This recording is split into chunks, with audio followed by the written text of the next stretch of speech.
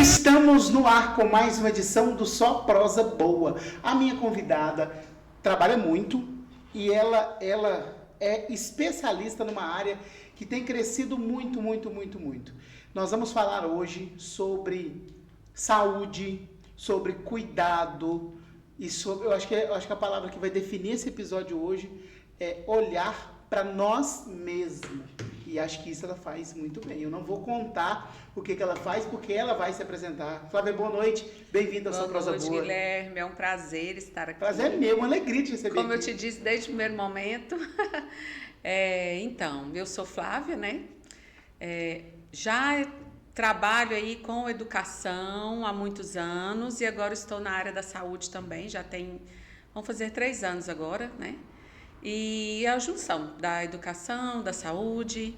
Sou neuropsicopedagoga, mas tenho outras especializações também, que todas me ajudam neste trabalho que eu estou desenvolvendo. Você fala de outras especializações, é como se fosse um complemento? Uma complementa a outra, Flávia? Uma complementa a outra.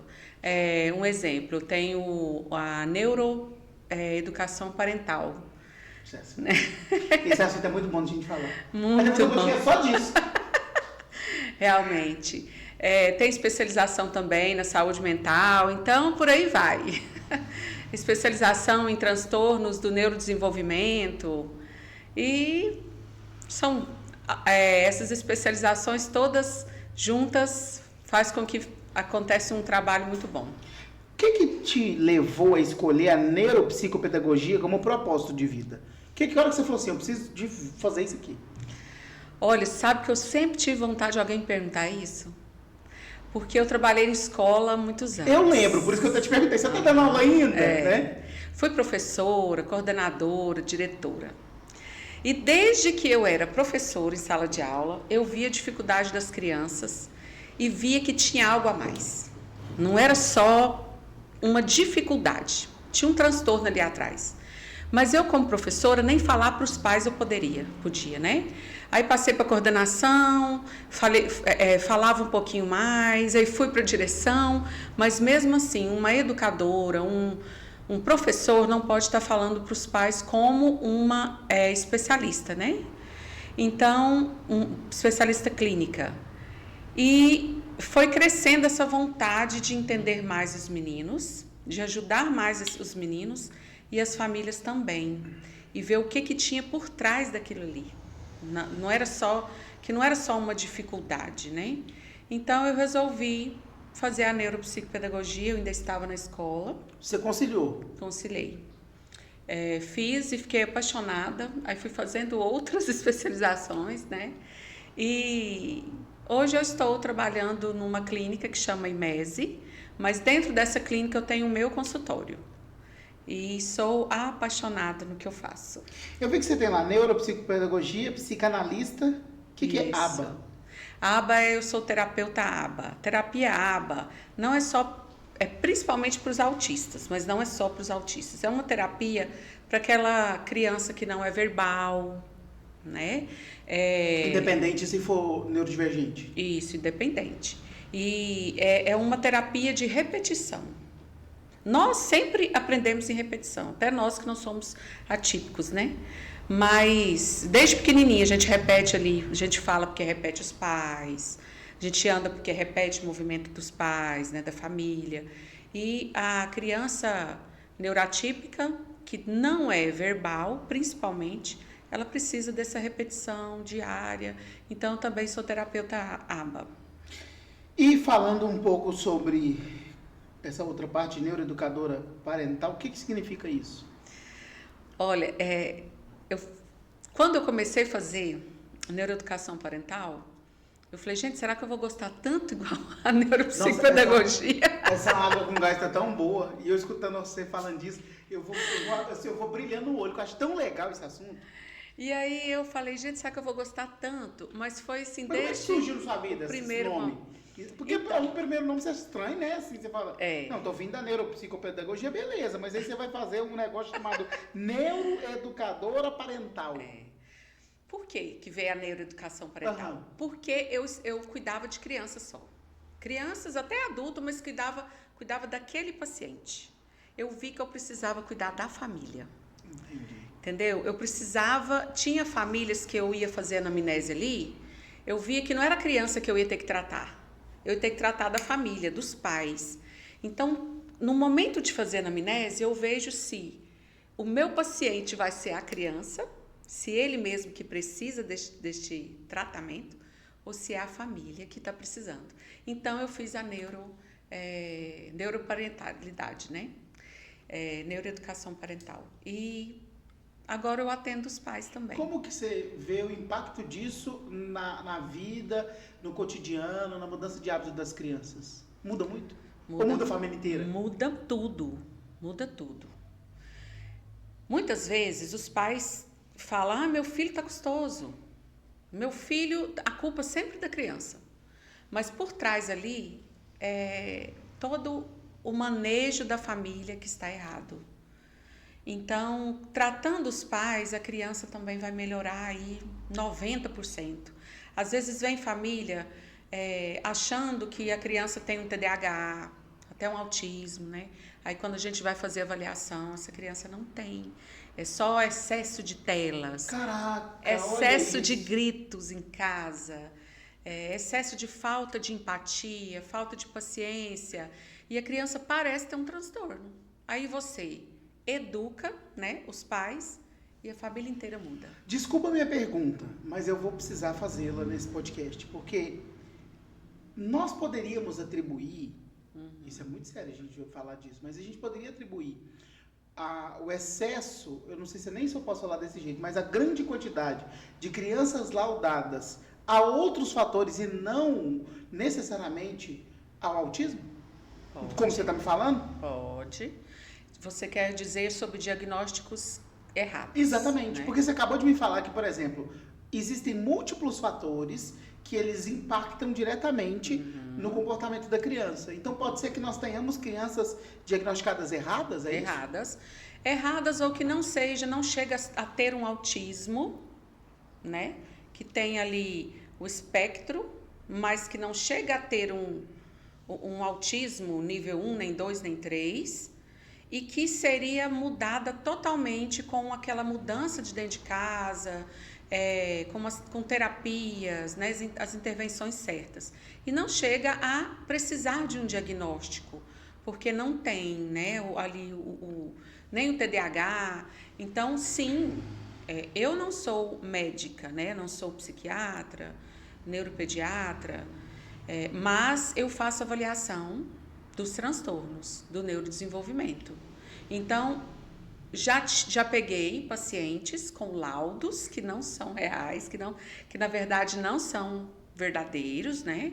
Porque ficou ali pouco tempo com o médico e não fez uma avaliação minuciosa. Igual a minha avaliação, ela é de 8 a 10 sessões, né? Para avaliar. Não dá para, tipo, numa sessão você já laudar? Não dá. Então o caminho podia ser inverso? Por exemplo, o pai ou a mãe que perceber a criança com algum tipo de comportamento diferente, vamos usar essa palavra, ele primeiro procurar um profissional, por exemplo, uma neuropsicopedagoga como você, e depois, a partir dessa orientação, levar ao médico? Isso seria mais ou menos aí. o caminho certo? O caminho certo é esse. A neuropsicopedagoga ou a neuropsicóloga precisa passar pela gente primeiro, fazer essa avaliação, para depois chegar no médico, que o médico vai ter todo o nosso parecer, né? Vai ver tudo aquilo ali. Aí sim ele vai ter o olhar clínico dele. E vou te falar uma coisa.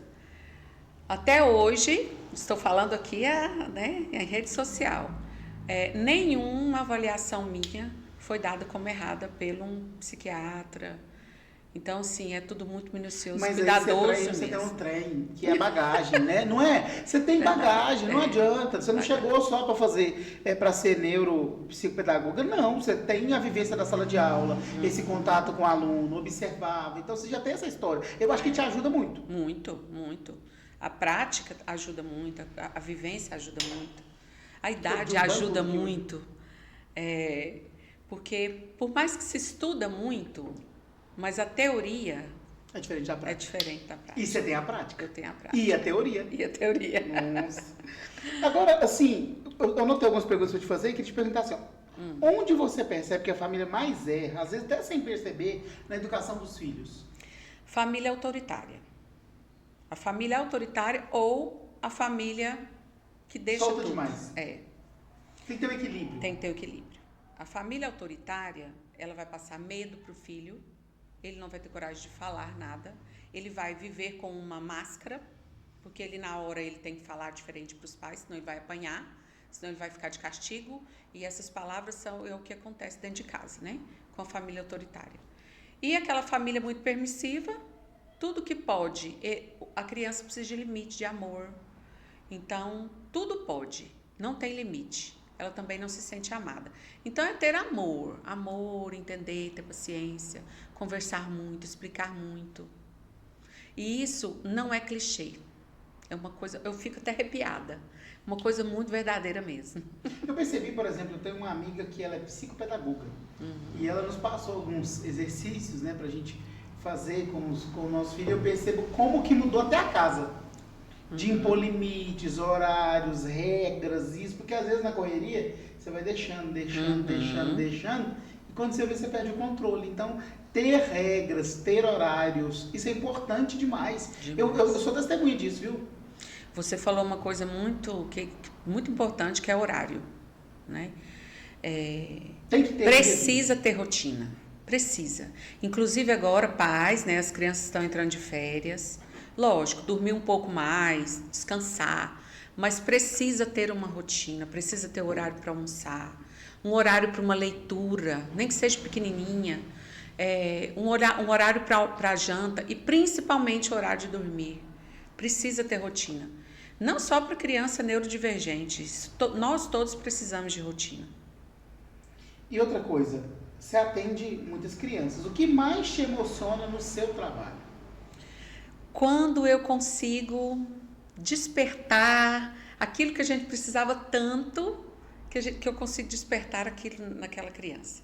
O que, por exemplo? Um exemplo. Falei sobre a criança não verbal, né?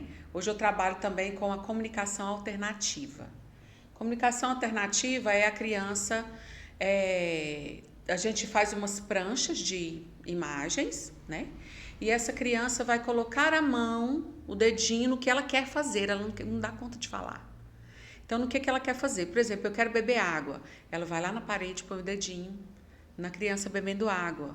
Aí a gente Isso é atividade em casa também? Ela começa no consultório e depois em casa? Isso, aí a gente passa para casa, né? E aí, isso é o início do aprendizado para que ela possa comunicar. O que acontece? Por que as crianças, a maioria, são nervosas, choram muito e às vezes parece birra? Você já pensou você querer fazer algo e não dar conta de comunicar? A pessoa não entender o que você quer falar? Isso é muito, né? Muito triste. Acaba que você perde a paciência, né? Então, eu tenho mesmo uma paciente que a mãe é novinha e a menina, eu trabalho com ela com a comunicação alternativa. E a menina, ela queria tanto, chamou tanto a atenção da mãe, cutucava a mãe, falava, fazia umas vozes, né, querendo ir ao banheiro, puxava a mãe, espera aí, tô falando que eu só vou no telefone. Ela pegou, subiu em cima da mãe dela, sentou e fez xixi no colo da mãe dela. Então, assim, a comunicação alternativa é muito importante, porque essa menina ia mostrar que queria fazer xixi realmente, não estava só pegando o braço da mãe, se a mãe entender, achando que estava indo, era querendo brincar, querendo fazer alguma coisa diferente, né? E a partir da comunicação alternativa, também falar, que é o que você me perguntou, o que mais te emociona? E lembrando de um pacientezinho meu que falou água e nunca tinha falado. Então, isso é muito emocionante. Poxa, mas aí entra um negócio importante você contando essa história, que a família precisa estar atenta aos sinais. Também, não é? Sim, atenta aos sinais, entender o que a criança quer. É o amor que você falou, Glorinha. É amor, é amor. Em que momento os pais devem buscar ajuda profissional? No momento que aquela criança está com alguma dificuldade em alguma coisa. Na escola. Não precisa ter um monte de dificuldade, não? Por exemplo, escola, concentração. Não, ela ficou com dificuldade. Porque geralmente a criança, quando ela está com dificuldade, ela está em todos os lugares que ela frequenta, né? Na escola, em casa. Mas quando começar uma dificuldade, ou de aprendizagem, ou a criança regrediu alguma coisa, né? Tem criança que já não usava mais fralda, começa a fazer xixi na roupa. Isso são exemplos. Aconteceu lá em casa, depois que o meu menininho voltou das férias à fazenda. Até reensinar. Tudo de novo. Agora aprendeu, agora vai firme. Então, é tudo, né? Essa dificuldade, ver que a criança está chorando muito, não sabe passar para os pais o que quer. Tudo isso vale procurar um profissional. Tem algum, assim, o maior mito que você enfrenta na sua profissão? Tem um mito, assim? Maior mito que eu enfrento. Que não, sei lá, às vezes a pessoa fala, não vou levar lá porque às vezes não vai resolver. E pelo contrário, talvez seja isso. Desacreditar ou não acreditar. Não. O maior mito, fazer avaliação, descobrir o que tem. Ignorar, achar que vai conseguir em casa. E não confiar no laudo, né? No diagnóstico. Também. E achar que também vai resolver. Agora eu já sei o que tem, eu vou dar conta. Não, precisa de um profissional. E em casos multiprofissionais, às vezes, né? Isso, multiprofissionais. Às vezes a criança, igual lá na clínica, que nós temos psicólogo, musicoterapeuta. A clínica é grandona, cheia de profissionais. E a criança passa por todos nós. É aquela criança que precisa mesmo. Você sente que hoje as crianças estão mais ansiosas? O que está acontecendo? Muito mais ansiosa. Uma coisa, não ser ouvida. A criança que não é ouvida, que não... Tem criança que não tem valor em casa. Os pais não dão valor, é apenas uma criança. Deixa eu entregar aqui para ela esse celular. O que dá valor? Fica aí. É escutar o que a criança sente, a necessidade que ela tem. O que aconteceu de fato mesmo, que ela está triste. Não é, para de chorar. Isso aí não dá valor, principalmente os adolescentes hoje. Não só os pais, né? Até a escola, professores falam, se não estudar, vai repetir de ano. A minha prova vai estar muito difícil. Então, isso já são coisas que vai querendo passar o medo na criança, no adolescente, e não valoriza aquela carga que o adolescente já tem nas costas. Muitos estudam muito e não conseguem tirar nota, um exemplo, né? Então, não adianta passar um medo desse em casa. O adolescente, a criança precisa ser ouvida, precisa falar o que gosta de fazer, né? Muitas vezes não pode escolher nada. Os pais estão tão com pressa ali que já arruma a roupa da criança rápido para ele colocar. É isso aqui, pronto, pode chorar, pode... Então, precisa ser ouvido o que aconteceu lá fora na escola, o que o coleguinha fez, a professora. Isso é muito importante. Fala pra gente sobre a sua formação em psicanálise, como ela complementa o seu trabalho. A psicanálise eu fiz primeiro. Fiz a pedagogia, fiz a psicanálise, pensei, vou atender, né? Mas minha paixão mesmo era criança e adolescente. E eu li muito sobre transtornos antes de fazer a neuropsicopedagogia, a psicopedagogia, depois a neuropsicopedagogia. Então eu li muito e vi que a psicanálise não ia me ajudar com os meninos autistas. Por quê? A psicanálise a gente tem que voltar muito, né? Ali, enquanto na barriga, criança. A psicanálise é maravilhosa, mas não me ajudaria muito com as crianças. Eu achei que ficaria... Para te falar a verdade, eu atendi 3 pessoas na psicanálise apenas. E deixei. Mas você achou que não complementa, então, o seu trabalho? Para mim... É diferente? É diferente do que eu gostaria, assim. Eu queria entender mais do cérebro, né? Por isso eu fiz a neurociência, que é tudo neuroeducação parental, neuropsicopedagogia. Então, eu sou muito apaixonada na neurociência. Como que os pais podem fortalecer o vínculo emocional com os filhos? Escutando. Você lida, tipo, no final da tarde, ir todo mundo pra praça, sentar, conversar? Gente, isso, vocês não têm noção do que é um passeio na praça com a criança. Não precisa ser todo dia, não. Saiu da escola, 15 minutos, meia hora. Eu tenho até mães que falam, mas eu levo e ele chora, não quer vir embora. Eu falo, mas tem costume de ir? Não, vou lá uma vez, então, porque por aquilo lá é muito bom, né? Aquele momento, 15 minutos, meia hora com a criança na praça, é muito bom. Fazer o que eles gostam. Escutar mesmo, escutar, dar moral para a criança. Eu falo isso muito porque a criança muitas vezes não tem o respeito da família. Porque a criança, vamos deixar para lá, ela não tem que escolher nada. Isso era o de antigamente, né? Mas ainda permanece, né? Em muitas famílias.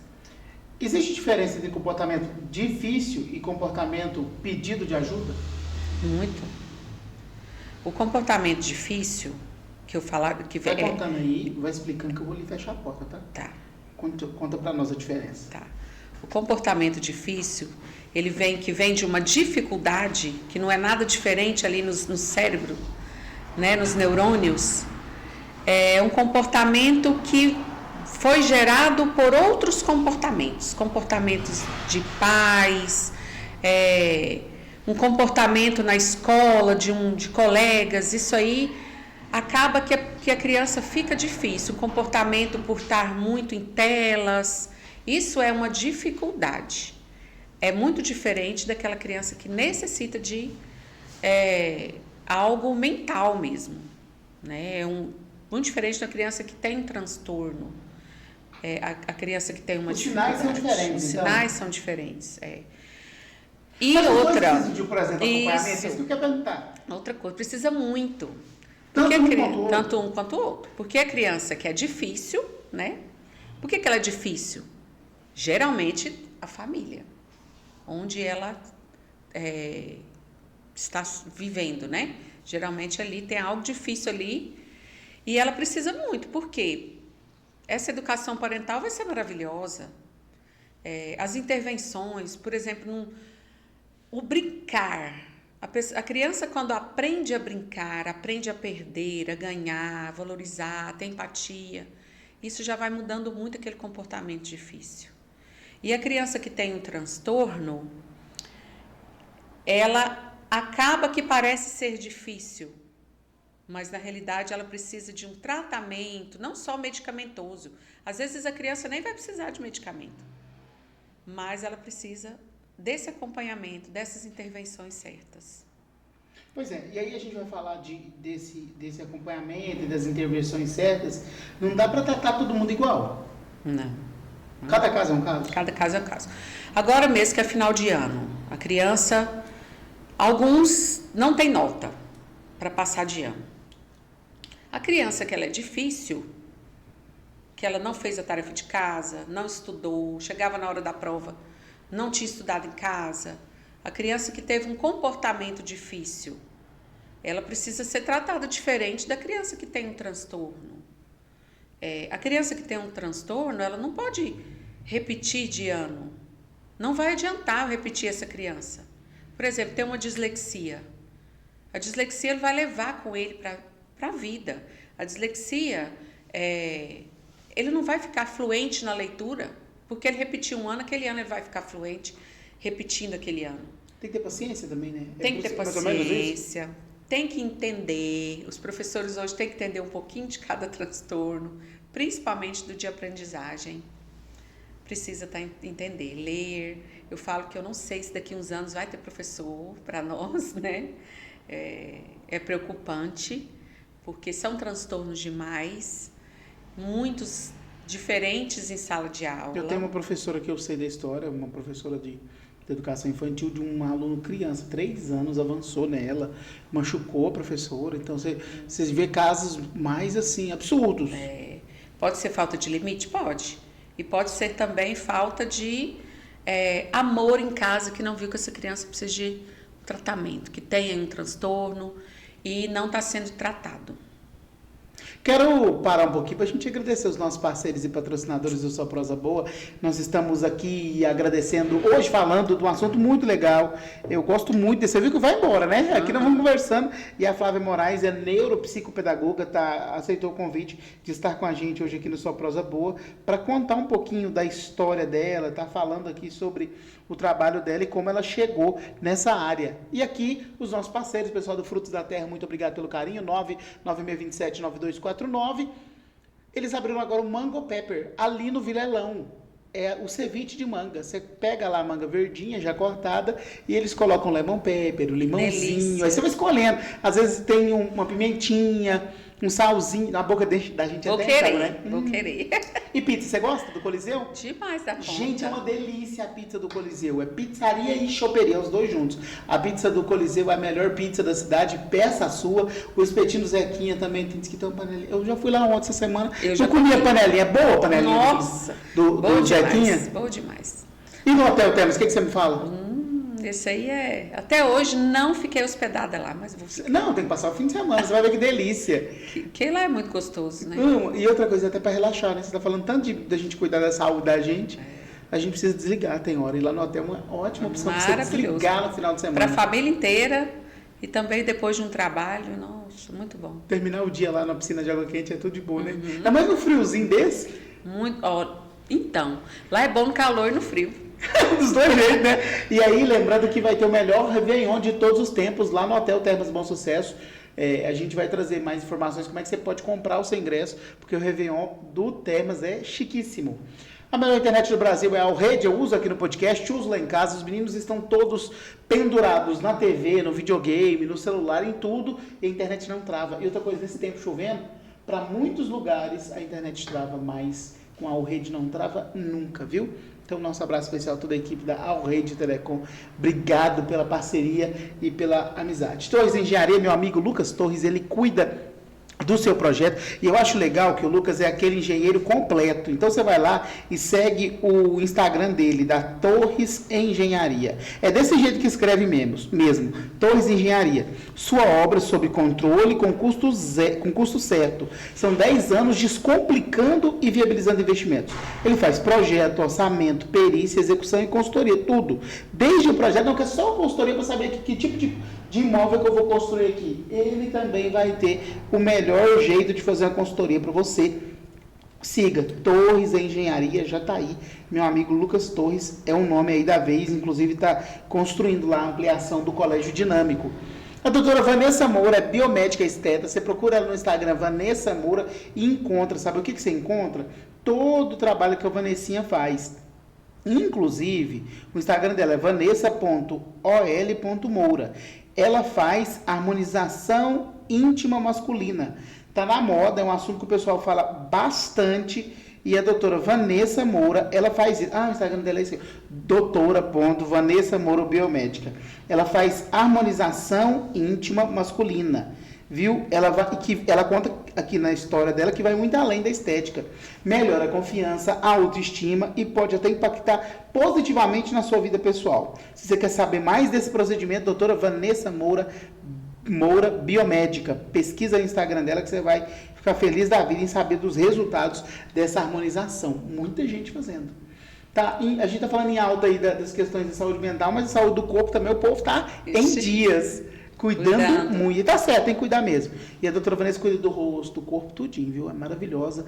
É uma indicação minha aí para você que quer cuidar do corpo e cuidar bem.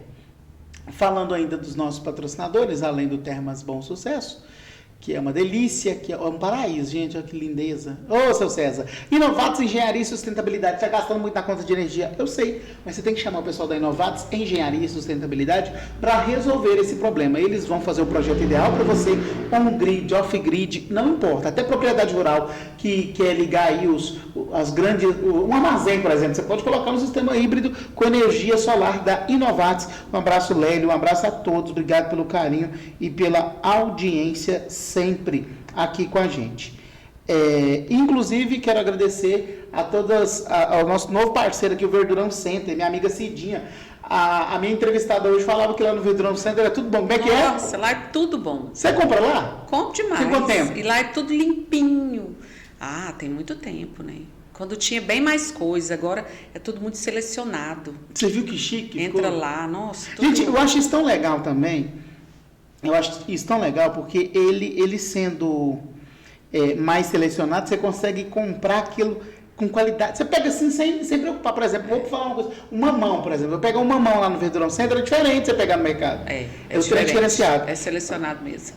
Cidinha, nós estamos aqui falando do seu. 996009561 é o telefone do Verdurão Center, o melhor do Brasil. Obrigado pelo carinho e pela audiência e pela paciência sempre. Obrigado. E eu gostei da caneca, viu, Guilherme? Gostou? Se ela quiser me dar uma dessa aqui. Cidinha. Deixa eu mandar mensagem para ela aqui. Vou mandar ao vivo aqui para ver o que ela vai falar. Quer ver? Ok, Cidinha. Fala que eu sou cliente. Vamos ver se a Cidinha vai atender. Tô querendo. Vamos ligar ao vivo. Aqui nós liga ao vivo. Quer ver que nós vamos ganhar? Cidinha. Cidinha, tô ao vivo no podcast. A minha entrevistada hoje, ela está falando sobre neuropsicopedagogia. E ela adorou a caneca do Verdurão Center. É cliente do Verdurão, né, doutora? Cliente do Verdurão? Falo muito bem de lá. Viu? Escutou, Cidinha? E frutas e verduras, e lá as coisas não são misturadas, isso que eu gosto. Você vai direto onde você quer e não precisa nem ficar escolhendo. Tô falando de verdade, então não é... Viu, Cidinha? Ela quer uma caneca do Verdurão, depois não você é me fala que hora que ela vai pegar, viu? Não é só por causa da caneca, não, é porque é verdade. Ai. Obrigado, Cidinha, beijo no seu coração, tamo junto, viu? Obrigadão, viu? Ai. Olha, é o seguinte, eu falei de todo mundo, meu filho, Adriano? Certeza? Será que eu falei de todo mundo? Acho que falei. Ai, pizza gostosa? Do Coliseu não falamos, né? Certeza. Falou. Então tá, não falamos todos os nossos patrocinadores. Olha, o Zequinha aqui, que na minha entrevistada já comeu até a panelinha do Zequinha, não é, doutora? É boa, hein? O que é cuidar de vida com propósito? Essa suspirada foi boa, gostei. Porque também aqui a sua identidade, você abre lá, Flávia.neuropsicopedagoga, no Instagram dela tá, cuido de vidas com propósito. Eu falo porque essa palavra propósito, ela é muito minha cara. Falar que você não trabalha pelo financeiro é uma mentira, né? Não tem como. A gente precisa muito, mas o propósito de vida que a gente tem e precisa ter e que no final dá certo é maravilhoso. E o porquê que eu coloquei essa frase? Porque é o meu propósito e cada família tem um propósito. Então eu cuido de vidas pelo meu propósito e pelo propósito individual de cada família que eu recebo. É para ter resultado mesmo, não é só para ter um início ali e não chegar no propósito. Eu vi que você ganhou um título embaixadora da infância. Ganhei. Esse título veio do Instituto Cuide Bem. Renomadíssimo, né? Isso, eles são maravilhosos. E eu ganhei esse título, fiquei muito feliz, por mais que foi à distância, né? E não pensei duas vezes em postar rapidinho, porque eu tenho muita gente que fica feliz comigo também, que me viu ali desde... Eu tinha 15 anos quando eu comecei a dar aula. Nossa Senhora! Naquela época a gente dava aula sem faculdade, sem currículo gigante, né? Eu dava aula na dinâmica. Dava aula numa cozinha. Primeira turma que eu dei aula foi numa cozinha, pequenininha que era dinâmica. E eu tinha 15 anos, dava na terceira série. Naquela época era série, né? Fiz muitas coisas erradas. O que eu falo de errado? Que hoje a gente estuda, que eu estudei muito. Eu fiz a criança copiar muitas vezes uma palavra só. Você lembra da nossa época de educação, da educação, né? A gente copiava uma palavra muitas vezes. Para que aquilo, né? Ditado. Ditado, e sim, ditado várias vezes. E aí errava a palavra, tinha que copiar mais não sei quantas vezes a palavra. Mas eu errei querendo acertar, é igual mãe, né? A gente querendo acertar. E hoje, meus primeiros alunos, eu encontro eles, por exemplo, na BB eu encontro vários lá. E eu vou falar uma coisa, A idade deles está diferente da minha, não. Vou te falar que tem gente que tá parecendo que tá mais velhinha aí do que a tia Flávia. Mas eles brincam comigo. Ah, tia Flávia, que ali foi minha professora. É muito bom. Eu tava vendo aqui que você tava falando dessa história de que errou, mas também você não tem o conhecimento que você tinha hoje, né? Olha que tudo é paciência também, né? A gente também precisa ser paciente com a gente, não é? Desde que eu comecei, eu não gostava de pôr meninos de castigo. Eu tenho 2 filhos também, nunca gostei de pôr de castigo. Então é uma coisa que, se eu lembrasse hoje que eu tinha colocado uma criança atrás de uma porta de castigo, em pé no quadro negro de castigo, ia doer mais. Porque isso aí é uma coisa muito triste. A criança não precisa de castigo para ser educada, ela precisa de amor. A gente coloca, a gente não, né? Mas as pessoas colocam a criança, o adolescente, de castigo, muitas vezes ainda sem nem explicar o que ele fez.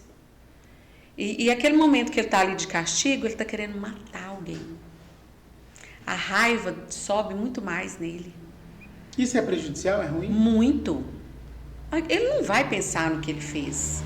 Ele não vai arrepender, não vai se colocar no lugar do coleguinha que ele machucou, que ele mordeu, ele vai apenas ficar pensando: que raiva da minha mãe, que raiva do meu pai, que raiva dessa professora. E é ruim esse sentimento, né? Sim, porque eu estou aqui, ele não vai ter um arrependimento. Então, como que essa criança vai ter um arrependimento, vai ter uma empatia pelo outro que ele fez de errado, que ele machucou? É conversando, tentando que ele se coloque mesmo no lugar do outro. E se fosse com você, o castigo só vai piorar. O diálogo é o melhor remédio? O diálogo é o melhor remédio. Melhor remédio. Até para que as crianças sejam nossos amigos, né?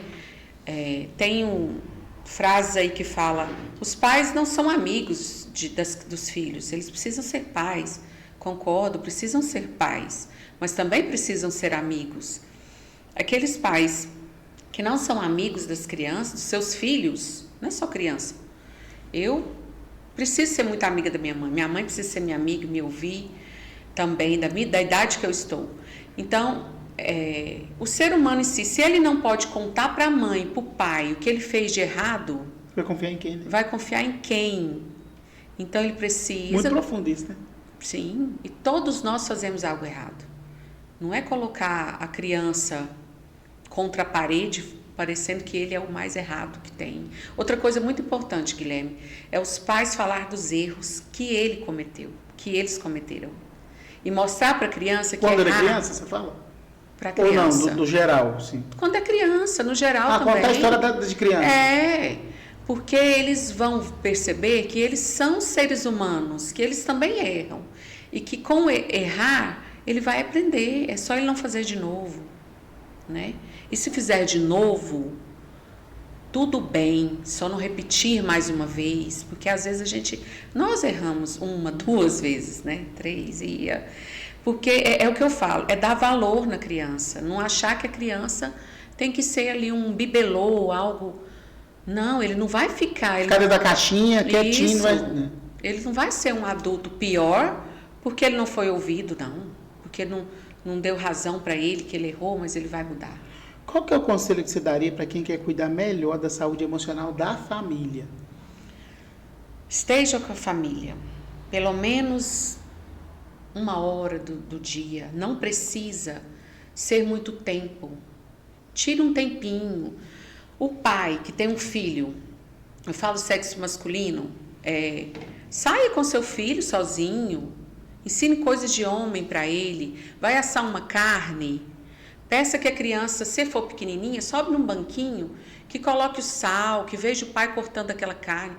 Não precisa tirar um tempo para brincar apenas. É algo do cotidiano. O pai está arrumando alguma coisa em casa, peça para a criança ficar junto, pega a ferramenta para ele, ajuda ali alguma coisa. É nesses momentos ficar junto com a sua família. A mãe pediu, a mãe para o menino também, tem? Eu falo porque muitas vezes os meninos estão ficando só com com as mães. E não tem essa figura masculina. Não tem a figura masculina. Do pai mesmo, né? Isso. E, então, a mãe vai fazer um bolo, chama a criança, vamos pôr aqui o ovo. Isso, a criança já vai ficar feliz, já vai valorizar muito mais a família. Não precisa só tirar tempo para ir brincar, falar, mas eu não tenho tempo para isso. Faz o seu cotidiano. Por exemplo, está indo para a escola, levando a criança para a escola. Muitas crianças vivem numa ansiedade ali na hora de estar indo para a escola, porque os pais estão assim, olha, faz a tarefa, obedece a professora, se você fizer algo errado, chegou no carro, e eu souber, você vai ficar de castigo, sabe, só coisas, palavras assim, negativas, autoritárias e negativas. Vai com a sua criança indo para a escola e vamos brincar, vamos ver quantos fusquinhas a gente vai ver hoje, até chegar na escola, né? Observar mais detalhes. Observar. Vamos contar quantos carros pretos vão passar, sei lá. Isso, coisas normais, pequenas, com a sua criança. E não ir só no telefone, resolvendo problema. Tira aquele tempinho, um tempinho que tirar. Eu falei uma hora, mas pode ser até menos. E fazendo essas coisas. E na assim. praça, igual a gente falou, Na né? praça, uma vez por semana, isso é muito bom. Agora, como é que você concilia a sua vida profissional, estudo constante e a vida pessoal? Tá dando conta? Não é fácil, não. Eu tenho um hiperfoco, né? De estudar. Nossa, tá difícil, porque eu chego em casa, eu quero estudar. Eu falo para as pessoas, mas eu também preciso me policiar. Hoje meus meninos vão estar com... Você tem quantos meninos? Eu tenho 2 filhos. Dois meninos? Não, a Carol com 16 e o Matheus com 21. Sempre gostei muito de trabalhar, né? Mas sempre consegui conciliar. Eles, onde eu trabalhava, eles estudavam, viviam muito comigo. Eu falo que a gente errou também quando erra, mas querendo acertar. Uhum. Teve erros, mas eu vejo que eu sou uma mãe que eu fiz tudo para eles, né? E hoje eu também tento fazer, se é que já estão grandes, mas eles necessitam de mim. Eles querem que eu fico junto, quer que eu converso, que eu pergunto o que teve de bom no dia, e eu tento isso. Tem essa necessidade emocional mesmo. E até a gente, igual eu falo, eu preciso da minha mãe, né? Preciso que ela me ligue. Eu falo, hoje a gente às vezes está cuidando da mãe, né? Tem um monte de coisa no Instagram falando disso. Minha mãe tá custosa depois que ficou idosa. Às vezes a gente está cuidando da mãe. A mãe some, mãe, me liga, eu quero falar com você, onde você tá? A mãe tá na irmã, né? Tá passeando, tá indo numa loja, alguma coisa nesse sentido, a gente tá atrás da mãe. Até nós queremos saber da mãe, contar um pouquinho, sentir esse amor. O que vem pela frente para a Flávia? Projetos, sonhos, metas? Olha, que vem aí, hein? Inclusive, abrimos ontem, eu e minha colega Cíntia, psicóloga, abrimos um Instagram. Mas a Cíntia aqui também. Nossa, ela vai amar. Como é que chama o Instagram da Cíntia? Vocês duas? Psi, Cíntia. Não, e falando de vocês duas. De nós duas que nós fizemos, Instituto Laço Forte. Olha que nome lindo. Que lindo. Instituto Laço Forte. Começou... Achou? Que legal isso aqui. Começou. Série da criança antes das 8 da manhã. Que legal, já tem essa postagem já. Olha, Cíntia Helena. Nós vamos colocar aí dicas, nós vamos conversar com os pais. Gente, e a logomarca é linda. E a cabeça, o cérebro, um coração e um abraço, né? Parece ser um abraço. Ficou lindo. A mãe Parabéns. e o pai pegadinho na mão. Eu arrepio de novo. Eu sou uma pessoa lindo. muito... Eu também, eu emociono, eu acho bom. E esse Instagram, né? As famílias aí Posso podem falar, dar um spoiler? Pode. Segue lá, segue aí, pega aí no seu telefone lá. É Laço Forte Instituto, o Instagram. Olha o que elas postaram aqui. Começando o dia com conexão. Ritual de 3 minutos. Toque no ombro, olhar nos olhos, perguntar o que você espera do dia de hoje. Escolhas guiadas. Quer suco ou fruta? Rotina visual. Mostra a sequência da manhã. Elogio específico. Você se organizou muito bem colocando seu material na mochila. Depois, saída de casa e caminho para a escola. Jogo da observação. Acha algo azul na rua. Diga 3 sons diferentes que está ouvindo. Sons, desculpa. Respiração do balão. Respire grande, expire devagar. Crianças ansiosas. O Arthur faz direto. Combinados curtos. Hoje o nosso combinado é respeitar turnos e tentar resolver problemas com palavras. Que legal isso aqui. Aí à tarde, depois quando chega da escola, aí no jantar tem as dicas de vínculo. Que legal isso aqui. Que legal. Que legal. E esse é só o começo. Então, hoje ele está aí no Instagram, mas com fé em Deus. Eu não falo mais se Deus quiser, já tem tempo, porque eu falo que Deus quer, né? São propósito de vida, coisas boas, só para ajudar. Então, eu tenho certeza que Deus quer. E vai sair daí, só do digital, o nosso instituto. E minha colega Cíntia está comigo, ela também formou na neuroeducação parental. E nós podemos ir até nós duas aqui, ela também sozinha. Não sei se você faz esse. Faz aqui, acho que 4 pessoas. Se tiver, não empurra pra cá. Vai ser muito Tira bom. a mesa, faz aqui uma roda de conversa. Vamos fazer umas coisas assim pra gente impactar na vida das pessoas, porque eu sinto que as pessoas precisam disso. Demais, demais. E eu sinto que Você é feliz eu hoje? preciso, muito feliz. Feliz de verdade, muito feliz. Falou dos meus filhos, né? Eu tenho uma família muito linda, tenho um trabalho que eu mais queria, que hoje me completa. Você sonhava com isso antes? Sonhava. Eu gostava muito da escola, mas eu queria muito trabalhar numa clínica, porque o meu olhar clínico, não estou querendo me colocar no, mas eu sei que era diferenciado o meu olhar clínico. E hoje eu posso fazer isso, né? Porque existem testes, avaliações, existem atividades quantitativas no papel, planilhas, mas um olhar clínico é show, né? Quem tem. Eu estou muito feliz em te receber aqui. Quero te desejar muito sucesso nesses novos planos. Eu gostei muito dessa ideia de vocês, desses laços. Eu acho que esse laço que não só que une, mas também ele muda vidas. E você tá além de, eu acho que não acredito. Eu acredito que além de você cuidar, fazer uma coisa que te realiza, você cuida de famílias. Isso é muito bonito. Quando a gente cuida de famílias, a gente está cuidando de uma coisa preciosa que Deus deixou. Então, que Deus possa continuar te abençoando mesmo na sua trajetória, na sua escolha profissional, nos seus sonhos, que sejam todos abençoados. E de coração mesmo que eu falo. Obrigada, porque eu acho que você é uma pessoa que construiu essa... É uma escada, né? A vida é uma escada. E a sua é assim. A gente vê degrau por degrau e hoje chegando nesse patamar é uma alegria te receber, de verdade. Muito do fundo do meu coração. Estou emocionada. Sucesso, viu? Mas são palavras bonitas. Mas é do coração. A gente sente. Obrigada. Muito obrigada. Você também. E tá num lugar que você caiu como uma luva. Uma luva grandinha, né? Tchau, gente. Beijo no seu coração. Até a próxima edição do Sua Prosa Foi Boa, hein? Que é isso? Passou uma hora, nós não vimos. E você pode seguir, curtir e compartilhar o nosso canal no YouTube. E a gente vai ter esse episódio já na semana que vem no Spotify, que vai estar lá muito rodando. Muito bom, muito chique. Beijo no seu coração. Tchau, tchau. Vamos à vinheta, Adriano.